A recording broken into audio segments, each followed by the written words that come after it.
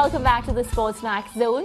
For 16 days, the United Nations will be running an advocacy campaign against gender-based violence under the theme Orange the World End Violence Against Women Now.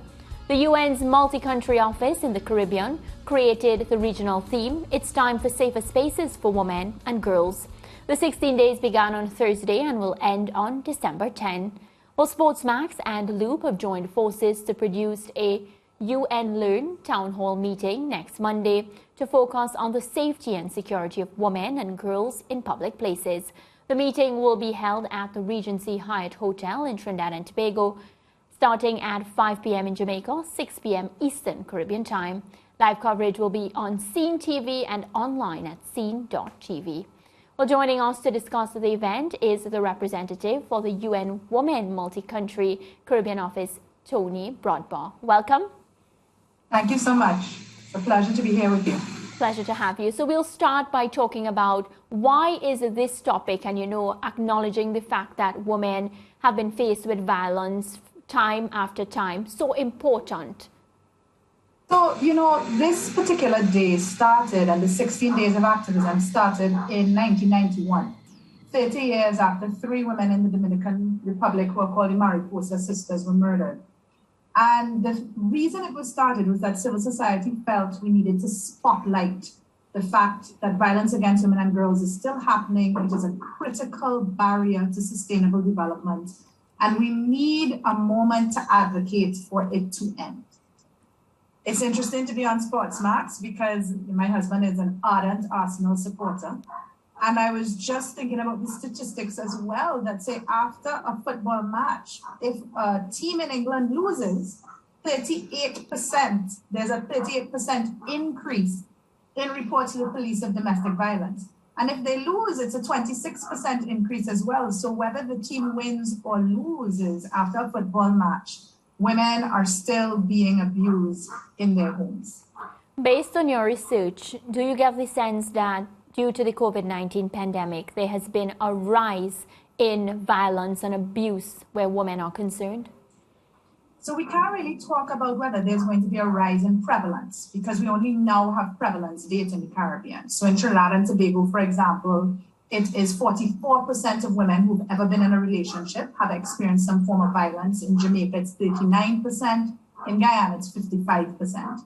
What we do know in that across different territories, for example, in Trinidad and Tobago, after the COVID-19 pandemic, a year-on-year evaluation in 2020, so we would have to see what it is now, demonstrated a 125% increase in calls to the police. So it varies from that to 38% in Barbados for the year-on-year increase then.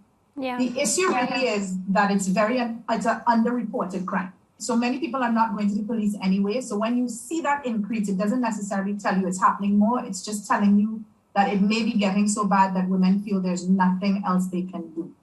Yeah. What stood out for me is the fact that in this forum, you all will be focusing on, the abuse of women in public places. But, growing up, we're always told that strangers pose as dangers.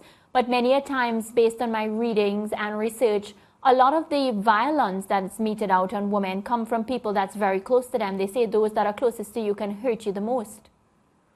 Absolutely. We really have an epidemic in the Caribbean. We're going through a pandemic, but we have an epidemic of violence, whether it's male-on-male violence or male-on-female violence or adult-on-child violence. We really need to start looking at the ways in which the incidences of violence against women and girls in the home is part of a broader life cycle of violence that we need to stop.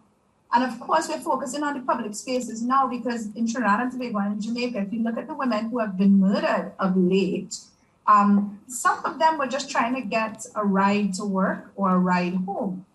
And that in and of itself was something that was dangerous. In fact, it was life-threatening and they lost their lives as a result. So what's happening in the homes is also reflected in what's happening in our public spaces. And we need to we have to have the conversations to figure out what to do, and we need to have the actions to make sure it stops. Tonni, here's the thing, and this may be me preparing you and your team for what may happen on the floor of the town hall meeting. The issue of gender-based violence, I want to know if the UN is minded to perhaps refine the nomenclature, because it would appear as if man punches woman in the face, woman reports it, it's reported as a case of gender-based violence. But woman punches man in the face, it almost is not. And we don't really talk about that. So violence, man to woman, is gender-based violence, and it confuses us because we know what gender means. It's not binary. But woman punches man in the face, it's almost nothing. How do we reconcile with all that? So I think, and I'll challenge you, like, do we all know what gender means? Because sometimes we assume gender means sex, and it doesn't. It's a social construct, and that's a whole other thing, and people can come to us and we can share information on that, or any other IGDS at UE or the civil society space. If a woman hits a man, of course, that's gender-based violence as well, right? But the issue that we need to look at is what is causing the violence. Is it gender-based? Is it age-based? Is it class-based? In the case of a man beating a woman, sometimes he's beating her because he feels she should be behaving in a way that he thinks a woman should behave. Take care of the children better, cook the food faster, all of those things. And that is a gender-based understanding of how a woman should behave. And therefore, the violence he's meting out towards her is called gender-based violence. Now, if a woman is beating a man as well because she thinks he's not earning enough money, he is not doing what he should do as a man in terms of how we have defined masculinity, then of course that is gender-based violence again. But the root causes of gender-based violence are the root causes of why many men do not report when violence is meted out against them by a woman, because their feeling is that they would be made fun of, they would be disrespected by whomever knows that they allowed themselves to be abused by a woman, because the belief is women are not either as valuable or strong as men. And so this man should have his business in order. Yes. So at the base of it is the fact that we don't believe men and women are equal. Yes. So here's the thing on that point. If we look now, and if you go by statistics compiled by the International Labour Organization or any other trustworthy body, where women are now and the position that women hold in society and how society treats women and is compelled to treat women far different from the picture 20 years ago. So I say that to say, with the power dynamic in relationships changing, Tony, and the man no longer seen as, oh, you're the man in the relationship, you have to be the breadwinner. The women have now stepped forward and said, well, we'll win bread too because we are as intelligent as any man, we're as strong as any man, we're as resourceful as any man. Is that rise in the liberal thinking of the woman and the changing circumstance around the woman's role as someone holding the power dynamic in a relationship, are those things causing us to look more at gender-based violence and see that there is something natural happening that is changing the reality of gender-based violence as we knew it decades or cycles ago? No, it's a long question, but I got the point across. You have so many things in that question, yes. So let me unpack all of it, right? So yes, the ILO data definitely shows, for example, Jamaica has the highest proportion of women managers in the world.